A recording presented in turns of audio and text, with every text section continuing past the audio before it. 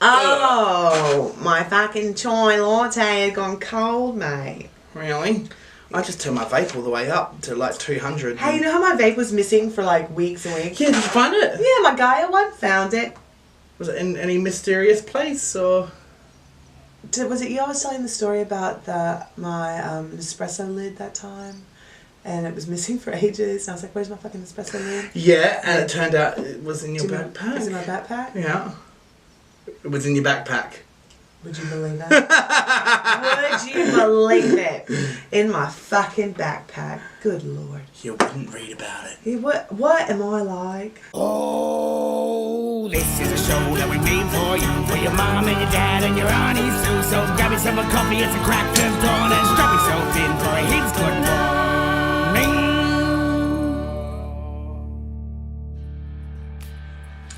It's another heaps good Sunday morning, and yet again we're here to delight and entertain.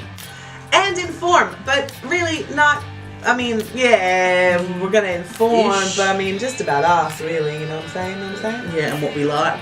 And, yeah, I mean, oh, where's my microphone? I'm sorry, I forgot to grab the microphone. Where is it? I'll just have a pull of your giant blunt. It does look like a giant blunt, I'm such actually. a stoner. Buffalo soldier. Oh, it's dusty. It reminds me of those, you guys in America, I don't know if you had them here in Australia, but Americans, the three that we've got to watch, do you guys remember in the 90s, the beaties, the beatie cigarettes? They were like tobacco rolled in like grapelands or whatever, and they were like herbal cigarettes, and they were just sure. And me and all me, coffee house. You guys remember the Noble Bean? Oh god. Anyway, coffee house rats. We would smoke the beaties and the cloves and the cigarette. Actually, we pretty much just smoked everything that was legal we could get our hands on, because I'm not good with Mata-hoochie. It makes me a bit just non-functioning, let's just be honest. That's like me most of the time. I can't smoke marijuana, which really bums me out because it has so many medicinal properties, and being the green witch that I am, perfect. Yeah. I just think it'd be so great. But every time I try to have a little pinner or something to cure my insomnia, then I like fucking ricochet down the hallway and fight with Robin about why this fucking charger won't fit into my phone. Like, so bad, so stupid. But anyway, well, I was going to do this whole thing where we were going to welcome you to KHGM, the call letters of the HGM radio station, and we were going to pretend like we were DJs. But I know she didn't wear a costume. I didn't really either. My hair's just dirty. That's like a DJ, isn't it? My hair's not actually dirty. My hair's clean. Yeah. And so I have to over-product it the first couple of days. And then in a couple of days it'll settle, because I only wash it once a week now. So. Yeah. But yeah, and it needs to be colored. So anyway, that's what I was going to do, because the focus of today's show is... We're talking about our top 5 albums. No. Well, top wrong. 10. He fucked it. Top 10 albums of all time. Yeah. But it's ours, so we're doing 5 each, and I think we've both got a bonus one as well. So yeah, but I noticed while I was doing it that these are, because man, I think about the ones that. So on my list, there's no Queen, there's no Beatles, which there should be on my list. There should be Queen, there should be Beatles, but it's just not. For some reason, I went straight to like 92 to 98. I don't know why. I just thought that when I'm at, how you get in like a music funk? Oh god. Oh man, that is a good ear scratch. You know what I'm saying? When you get in a music funk and you're like, I want to listen to this, I want to listen. You get like petulant because you're like, I've heard it all before. Yep. And that no amount of lemonading or Big Dipper will do it for you, and you're like, all music sucks. But you have that like cachet of albums that it doesn't matter how fed up with every song you've ever heard of ever, you've got your go-to albums. Yeah. So if this harkens back to Cubby Wubby Womb Room, sorry, but so that's what I ended up picking. Like, is that what you kind of ended up doing? Like, just your favorite, hands down, always in the mood to listen to? Yeah, pretty much. And some. Oh, I just thought of another one. Oh god. I had that problem. I'm gonna have some honorables. But I also picked for different types of things as well. For like, you know, I've got one album that's really good for sex, one album that's really good just for a party album. So I kind of blocked it up a little bit too. When Robin and I first started dating, this is gonna make it sound like we're really old and decrepit. We've been together since 1942. But no, our like go-to like money-making album was Modest Mouse. Oh, okay. And I'm not really sure how that happened because we don't listen to heaps of Modest Mouse or anything like that. But that was like our go-to. You knew in our household that if there was a candle lit and Modest Mouse was playing, then if you got clothes on, they better fucking hit the deck. There was no time for that shucking and jiving. So yeah, but Modest Mouse. I don't know how that happened. It's funny, Modest Mouse. Anyway. So, are we gonna... Let's flip a coin to see who gets to go first. Let's flip that badass custom-made guitar tab stamp. Cool. So we're calling that heads? Wherever did you get such a cool gift like this? Well, it was gifted to me. I feel like you might have seen one of these, but on a smaller scale, like maybe a ukulele tab stamp, and you thought, that's cool. Too bad they don't have one for guitars. Yeah, and then all of a sudden I have one within like a week or so. You got good friends. Yeah. I totally ordered it for him. Yeah. I did think it was going to be a bit bigger though. I did too. Because you got the man hands. So maybe that's something we could... God, look at my hands because I've been working on furniture and sanding it. My hands look creepy. But yeah, it's like, oh, is that A flat? Oh, what chord is that? It's tiny. It is tiny. All right, anyway, so heads. Yep. No, tabs is tails. Tails. Heads. Okay. Tails. You gonna call it? I'll go tails. I feel like that's kind of... No, okay. I'll go heads. Yeah, what I was going to say was I feel like that's kind of cheating because it's definitely not evenly distributed. But whatevs. It's cool, whatevs. So we're going to go back and forth. Do you have yours listed in like a countdown? Because I didn't do mine. No, so this is in no particular order. Yeah. And we're gonna try to do some fancy editing and like show you the cover of the album with some shit. Yeah. Something. He'll do something. I'm supposed to be learning how to edit, which I really want to, but something's come up today and I've got a motor. Yeah. So gotta meet my friends at the Ladies. Gotta go get an Orange Julius and talk about boys. Justin Thornhill. Oh, I just said a real name of a real boy that I've coveted in junior high school. Justin Thornhill. He was so hot. Anyway, go ahead. I'm ready. Alright, so were you starting? No! I was starting. Okay. So I started off with a album by Mike Patton. Peeping Tom. Who's Mike Patton? Okay, Mike Patton. Some of you may be wanting to know. Yeah, Faith No More. Oh, yeah. Oh, Mr. actually. Bungle, Tomahawk, Phantomus. Mr. He's Bungle. got way too many projects. So, like, he just gets bored of one, I think, and just moves on to another one. Well, yeah, if you got paid, if your hobby was making music and you were as good at it as Mike Patton, and then that's how you made all of your money, you wouldn't want to look at the same motherfuckers all day, every day. It's like living, working, and holidaying with the same four people. Yeah. Well, he created an album with the likes of people like Razel. Oh, really? Yeah. So Peeping Tom, and it was 2006. Oh. That's recent in comparison to mine. Well, he wanted to create an album of his idea of where he would like pop music to go. So it was, I don't like pop music. Oh, I was about to say, why would he have any say in pop music whatsoever? You wouldn't really consider his music anywhere near the pop charts. Yeah, so he didn't like pop music, and he wanted to inspire, I guess, new pop music. So he wrote this album with Razel was guest in it. I think maybe Bjork may have guessed. That bitch is crazy. Oh, she fucking is. And yeah, he did an album of just what he wanted pop music to be in the future. Really good album. I'm gonna write it down. What's it called? Peeping Tom. So we're choosing. I'll have to borrow your CD of it. I lost it. Just burn it illegally and then send it to me. Okay, I'll do that.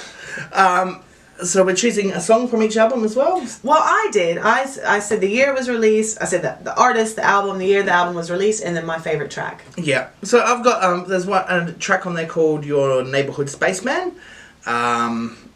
Really, really cool. I mean, there's... Your Neighborhood Spaceman was hanging out on the corner when I pulled up, by the way. Was he? Yeah, it was weird. He was just kind of hanging out on the corner. I was like, what you doing?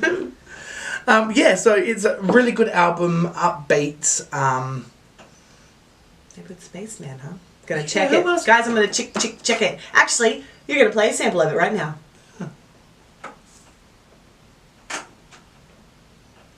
Okay.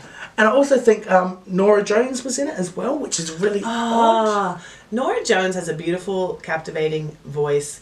And I used to really... Man, I must have been depressed at some point in my youth. I don't ever remember being depressed. Even when I am like, oh, I'm sad.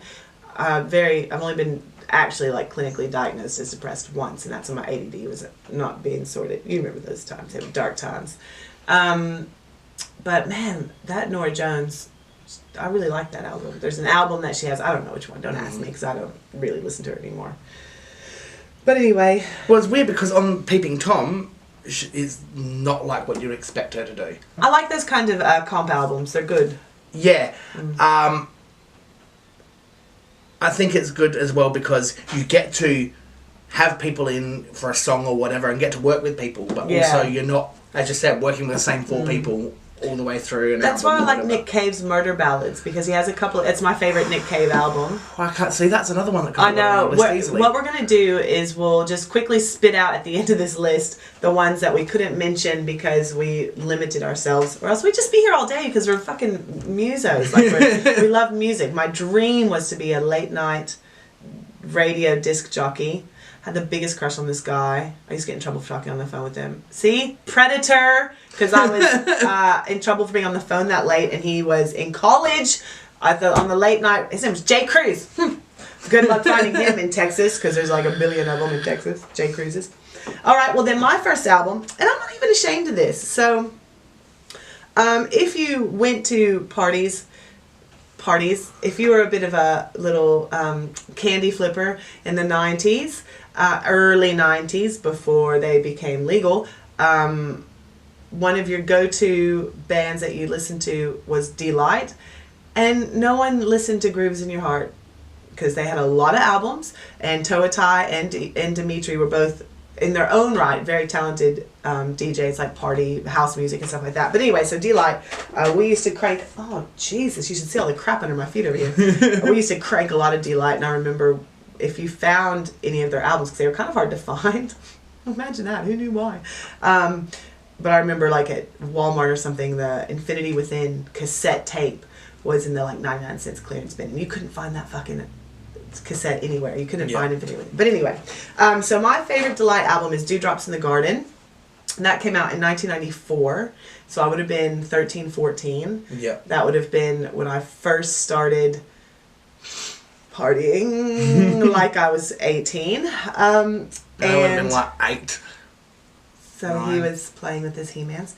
And I was playing with He-Mans. No, I'm just kidding. Playing with my penis, probably. And my favorite track on there is Apple Juice Kissin'. But I think a lot of that is because it reminds me of like my crew back then. Tina Smolinski and all of them. Tina Smolinski, hey girl, hey. She was in my bridal party in New Orleans. Like, we're still friends. But it's just... If you're not into dance music, which I don't listen to a lot of dance, I don't listen to Delight because it's a throwback from the 90s. Yeah. Shitballs. Check them out. Infinity Within, World Click, Dewdrops in the Garden. They're good. Skip through Grooves in Your Heart, because if that's all you're thinking... it was a classic. Oh, it's bad. Oh, yeah, but anyway, I know what it is. They made a lot of really great music, and if you're into old school kind of like dance... I wouldn't really call it house. It was pretty much all they had. But it was good. They're good. Lady Kier, not a very good DJ. Great singer. She's sort of stuck with singing. Because she went through a phase where Toatai and Dimitri were DJs, and they were getting like big dollars to headline these parties. So she's like, I'm gonna be a DJ, but she fucked it up. She'd always train wreck. She'd be all coked out, and so she'd be like trying to break into song, but she'd be all coked out, so her throat was all fucked. Remember that time that we had to rush the closing of the episode because we fucked around for too long? We're kind of doing the same thing. We're going to have to rush the whole episode. Okay, so go. Alright, so my next album is Medulla by Bjork, which was a 2004 album. It was... The reason why I've put this album in is because it is almost 100% a cappella, the entire album. And it's Bjork. It's Bjork. Alright, I'll check it out. Ooh. And it's got a lot of guests in it once again. Oh, you love a comp? He loves a comp. Yeah, but they're not... Feet, they're called now. Feet. Feet? Yeah, featuring. Oh, blah, yeah. Blah, blah, blah. Also had Razelle in it. Maybe we just have a little thing for Razelle. I fucking do. Well, that was open. And then it was a whole heap of other people, like Norwegian, just throat singers and stuff like that was involved. Norwegians don't throat sing, but anyways. Oh, well, I can't. Whatever it was. Mongolians, dude. Mongolian throat singing. There we go. Sure, yeah. Triumph of the Heart is my favourite song off of that album. Triumph of the Heart. Yep. 2, 2, 2, 2. See that? TOTH. Okay, so 10, 9, 8, 7. I did NoFX because I'm a punk throwback. Yep. My favourite NoFX album is White Trash, Two Heaves and a Bean. Again, probably because it's the one that came out like during that period of time. It came out in 1992, which would have made me 11, 12. So I probably didn't start listening until 93, to be honest. Yeah. But I was a bit ahead of my time. And my favorite song on there, big shocker, is Liza and Louise. Side note, one of my all-time favorite songs of all time is Linoleum, and that's a NoFX song. Yeah. So I think that's why I have such a soft spot for Fat Mike. And he was he was such a write-off for literally like 30 odd years. So most of his life. Yeah. And he totally made fun of Tegan and Sarah, so check it out. Bang those Creeped bitches. Out. Totally bang those bitches. I Creeped Out Sarah, I think is the name of the song. Yes, yep, okay. I think you've played that song for me before. I'm sure I have because it cracks me up. Yep. So my next one is Mechanical Animals by Marilyn Manson, because that is my fuck album. It's amazing. It's weird because you think Manson and you think all these really fast grungy, not grungy, like new metal type. What would you call that genre? His shock rock, I guess. But was it rock? I don't know. I don't know. Manson always makes me think of this friend of mine in high school, Bentley. He passed away, but we used to blast Manson. Yeah. But I didn't actually own any Manson at home. It was like I loved Manson when I was with Bentley in his Explorer, and that's it. Well, the Mechanical Animals is from 1998, and it's got quite a few slower songs on it. And one of my favourite songs off the album, Fundamentally Loathsome, is one of the slow songs off of the album. Yeah. He's a musical genius. So he doesn't release music on disc anymore, like to be airplayed music anymore. He does soundtrack work now, like title songs and musical, stuff like that. He's like Danny Elfman now. Because I know he did an album a year or two ago called The Pale Emperor, which was the last one I heard of. I'm not up with the times, love. But he was going to do, he wanted to do years ago, Phantasmagoria. Yeah. And that just never got off the ground, which I'm really disappointed about because I wanted to see it. There was talks about Tweedledee and Tweedledum being that was supposed to be conjoined twins or something like that. And there was then something about a dildo that was supposed to be involved in the movie that has a camera on the end so you could see inside and shit. So an ultrasound. Lewis Carroll? I mean... Pardon me, that's what I say about a dildo with a camera on the end. It'd just be like, I can't be involved in first-person shooter games because it make me queasy, so... but even his videos are amazing. Oh, yeah. Yeah. And the stuff he does with prosthetics. Okay, so that was your 6. My 5 is a band called Jellyfish. And the album is Spilt Milk. Now, I can't vouch for any of their other albums because it's one of those artists that I've only heard that album. Mm-hmm. I've not even tried to hear any other songs than the songs on that album. I think that Jellyfish, on that album, I'm not one of those people that's into lyrics per se, because I'm hard of hearing. Half the time I got them wrong. But for some reason, I have always heard they're clear singers, I guess. Like, they enunciate. I think that their melodies and all of that, their hooks, great. Catchy, cute. Not like complex or deep or, doesn't evoke a whole lot of emotion. But their lyrics are beautifully written. I love the way the singer-songwriter, he wrote most of the lyrics. I love the way his brain works. Yeah. I mean, it's like his brain works the same way mine does. The way he says stuff, like that one line, dialogue swam from his pen like pollywogs. Mate, melt. Like, I just think it's so visual, like it like paints a picture. So my favorite track, I have two on that album. One's just super cutesy, uplifting. It's called Sabrina Paste and Play-Doh. It's about a little girl and she had a lunchbox buffet. And then the song that I think they really showcases his lyrical genius is New Mistake. It's like I'm not into poetry. I'm a bit rough edged for that, but he's like a modern day Rumi. Yep. Like, New Mistake is just beautiful. Anyway. Oh god. Oh jeez. It's not my shirt. It's Ziggie's shirt. I'm loving it. Sick. All right. So you're on 4. All right. So my next one's Odelay by Beck. Good one. Yeah. Good one. Now, it's a 1996 album. I actually discovered Beck through, there was an episode of Futurama years ago. And it had... From a cartoon. And it had Beck in it. And I went out one day and I saw one of Beck's albums out there. It was Odelay. And I'm like, do you know what? Just on a whim, I'm going to buy it. And it turned out to be one of the best albums I've ever bought. Odelay? Yeah. You think Odelay is one of the best albums you've ever bought? I fucking love Odelay. Huh. Alright. Sure, why not? Like, Beck's one of those people that he's obviously quite the thinker. He's quite cerebral, but he pushes it almost Tom Green too far. Do you know what I'm saying? Like, Daddy, would you like some sausage? Like, he's almost too out there. Yeah, that's what I like about him. But he doesn't do it sexy styles like Keanu Reeves. He does it like almost Tom Green. Yeah. He's like the Napoleon Dynamite of that era of music. But he's incredibly smart. Like, he plays 11 instruments and, his he'd have to. genius. He wouldn't have any friends. I think he suffers from like social anxiety and stuff as well. That would not surprise me. I read a big thing about it's amazing how many musicians suffer from that kind of stuff. Yeah. Alrighty. When did that album come out, did you say?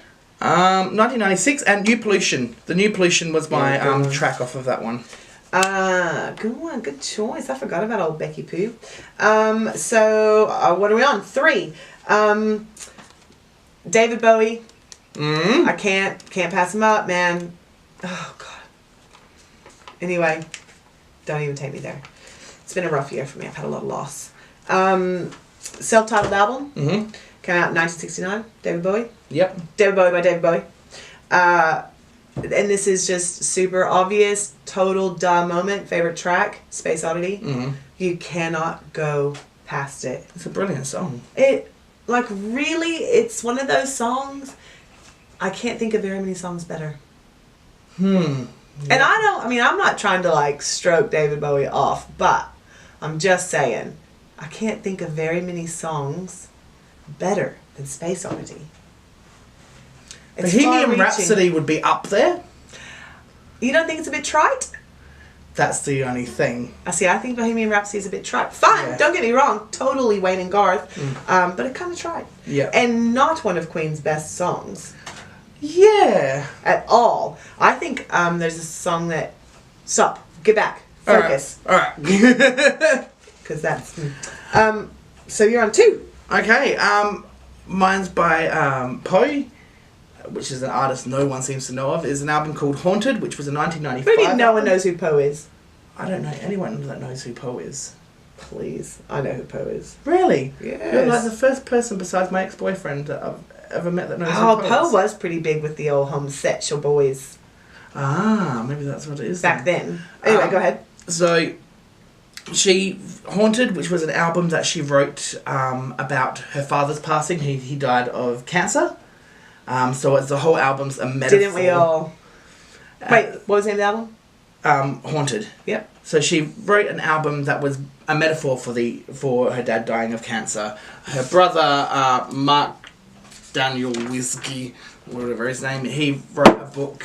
I'm having total deja vu. What is that? Because I've had this very conversation with somebody and they said, oh, I've actually got his brother's book. He pulled it out. I thumbed through it. Probably me. No, please. Wait, did we talk about it? Probably. No, we didn't. It was a long time ago. Anyway. But it's this is a really interesting book for the fact that, like, some pages, like, there's... Oh, you can't even see here, but... It had to have been you. It had to have been you. Yeah, it must have been Ziggy. We spent too much time together. But, yeah, it's not... But isn't the book about him coming to terms with his father's death and how, the relationship with death and stuff like that? And it talks about... It's a very important part of life, guys. It talks about this hallway. It's called the 5.5 Minute Hallway, which happens to be my favourite track off of the album. 5.5 Minute Hallway? Yep. God, could it be any longer, the name of that? And, it uses, like, hallways and stuff like that as analogies for death and shit like that. So... It's really, really good. The book is extraordinarily in depth, and is it heavy? Bit heavy? Yeah. Read it on a sunshiny day, guys. Or start it on buy it on a sunshiny day. Yeah, because borrow Ziggy's on a sunshiny day. Some pages have one word. Some pages have everything written like on an angle and stuff like that, depending on if they're running or if they're going down a hallway or what they're doing. We should do an episode on death. By the way, we'll do that soon because I'm super death positive. Yep. But anyways. So check it out. Check out Poe. Does that mean I've got the #1 album in no particular order, of course? So this guy, his name's David Garza. He is from Texas. Mm-hmm. This album came out in 1998 because if it wasn't in '69, they're all in the '90s for me. My favorite album by him is This Euphoria. Again, one of those artists that changed a lot. His style changed drastically. Just while we were doing this list, I pulled up a track because I wanted Ziggy to hear it, but he's obviously redone that song, and so the first one that came up on YouTube was Shite! Utter shite! So my favorite song on there, which was a bit hard to pick, but I think it was Disco Ball World. Just kind of, I don't even know what you'd call his music, but anyway, Texas music. David Garza, that's my... #1 album. It's not really my #1 album. It's just the last one on my list. Yep. Did you want to mention? Do you have a bonus album? I had one, but I've now got two because I thought. Oh, I've got a bonus, and then I've got honorable mentions. Oh, okay. So, it's now I never knew the name of this album for years because it was I had it as Gold, but it's not the name of the album. Gold, but that wasn't the name of the album. So it's MCMXCAD by Enigma. That's MCM. What is it? It's MCMXC. MCMXC. AD. 80. AD. Yeah, that's a number. That MCM. Roman numerals or something. Yeah. Comment down below what number it is, because I only know like XV. Yeah. Also, but it's a by Enigma. Yeah, it's my meditation album. So whenever I'm feeling like crap and I just want to, chill out for a while, go have a bath or put on some Enigma. Principles of Lust, which is like not the full name of the song because it's like Principles of Lust / Find Love / So my bonus album is look, it's no secret, I'm a musical theater nerd, okay? I love a musical. Love a musical. Now, I'm not even going to mention the obvious greatest musical of all time, hands down, Hedwig and the Angry Inch. I feel like it doesn't even need to be mentioned. Yeah. I got to see him recently at Festival Theater. But anyway, I don't mean to brag. Thanks, Cream Pie, Robin and I, me and the other McGillicuddy are so thankful that you were unfortunately predisposed because it meant a lot to me. And I have never been to a music act, live act of anything. I literally, no shit, and those of you that know me aren't going to be very surprised by this, but those of you that don't know me will be really surprised by this, sobbed just openly wept through from start to finish. And there were motherfuckers I knew there, and they were like, because they knew how important it was to me. They knew how much it meant to me to get to go and see. Anyway. And it was like a storyteller's, wasn't it? Oh, it was so fucking great. He gave the background on how Hedwig came about, and I would have loved to have seen that. So fantastic. Yeah.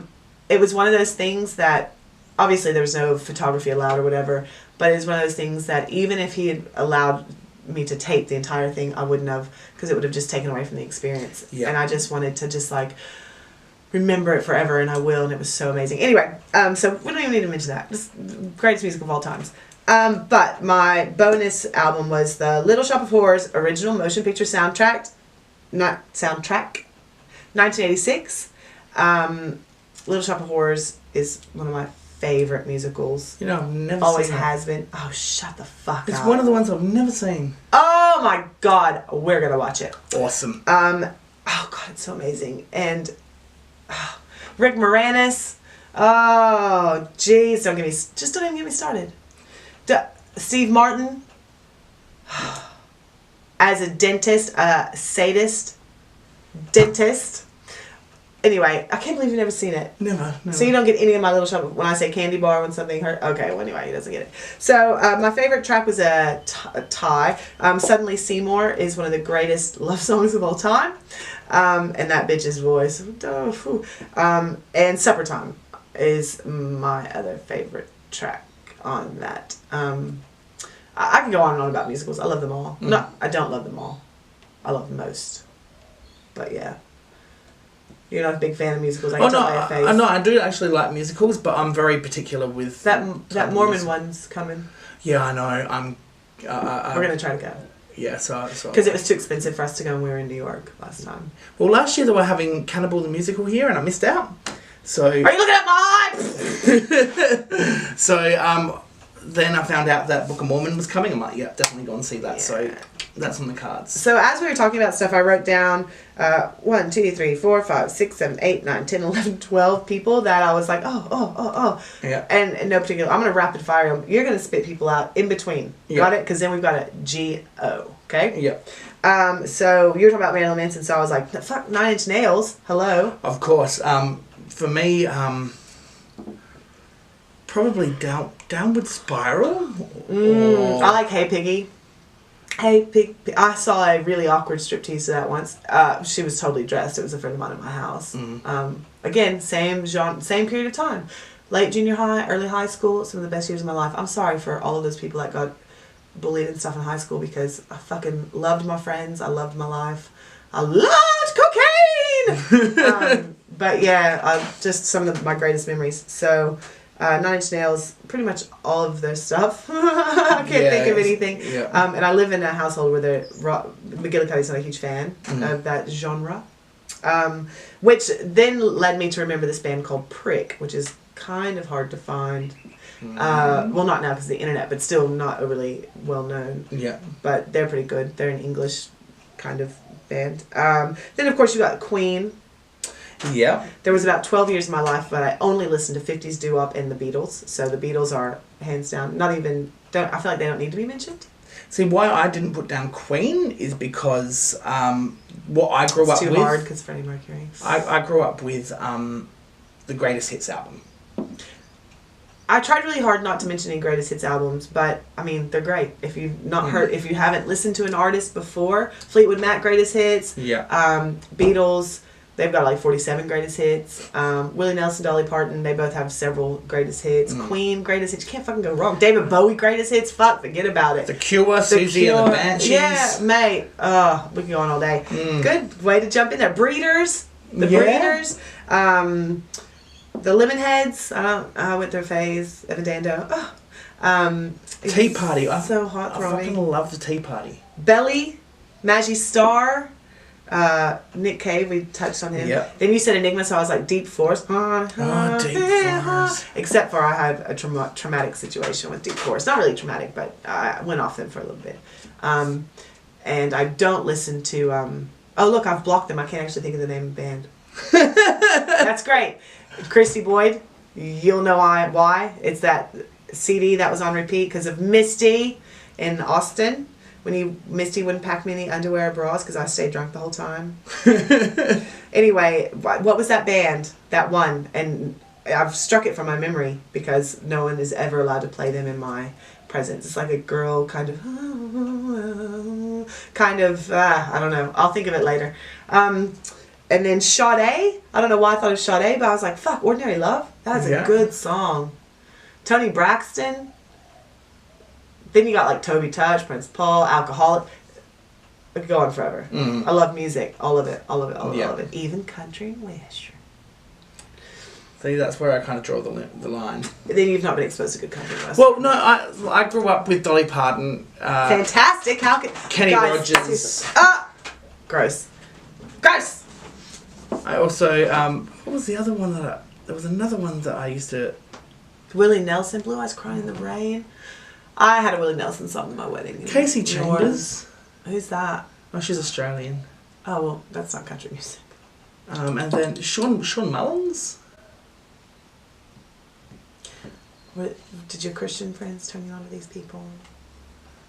I'm talking about good old country, like Hank Williams I wasn't Sr. Christian. I was in church at that point in time, so I was very sheltered. You know who I used to really love, but I don't really enjoy listening to anymore because I think everybody just played him into the dirt. Johnny Cash. I still love The Killer though, like Jerry Lee Lewis. This is a Johnny Cash free zone. Jerry Lee Lewis. This is a Johnny Cash free zone. Johnny Cash hurt free zone. Oh yeah, well yeah. Go because all of Australia because they used it in that horribly traumatic commercial. Oh, did they use it in a commercial? Did they? Well, that's a Nine Inch Nails song, anyways. But anyway. He fucked it. I don't like it. Hey, Johnny Cash. Yeah, I don't like it. Fucking watch your mouth, boy. Anyway, so yeah, we've got to go. Yeah, we do. Yeah, we're like way over limit. 13 minutes. We're gonna be in so much trubs. Maybe we'll talk about death next week. Yeah. Okay. Cool. I got some things I got to say about it, and I'm not scared. So, guys, check these albums out. If you have favorite albums, put it in the comments below. Definitely.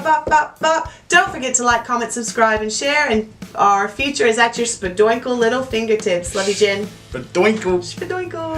And don't forget to click the bell icon at the top of the page to keep up to date with everything that's going on. We're usually here every week. Hopefully. Yeah. We've done pretty good. Yeah, we haven't done bad. All right. We gotta go. Cool.